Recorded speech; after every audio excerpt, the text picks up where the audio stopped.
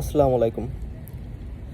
শেখ হাসিনা ইন্ডিয়ার দাসত্ব করছে, মোদির গোলামি করছে, এগুলো ঠিক আছে, এগুলো আমরা মেনে নিলাম।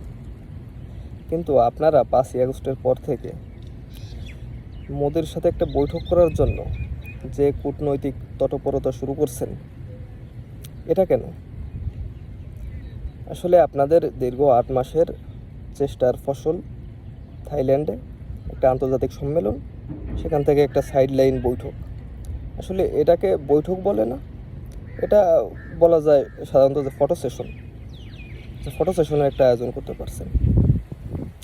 এটার মাধ্যমে প্রমাণ হলো যে আসলে দেখেন, আপনাদের আর শেখ হাসিনার মধ্যে যে পার্থক্যটা, এটা স্পষ্টত দেখা যাচ্ছে যে শেখ হাসিনার যদি মোদির সাথে বৈঠক করার প্রয়োজন হইতো, তাহলে শেখ হাসিনা ইন্ডিয়ায় যেত এবং সেখানে এয়ারপোর্টে লাল গালিচা বিছাইয়ে মোদি অপেক্ষা করতো এবং তাকে সংবর্ধনা দিয়ে তারপর তার সাথে বৈঠক শেষ করে তার ইচ্ছে মতো চলে আসতো তিনি।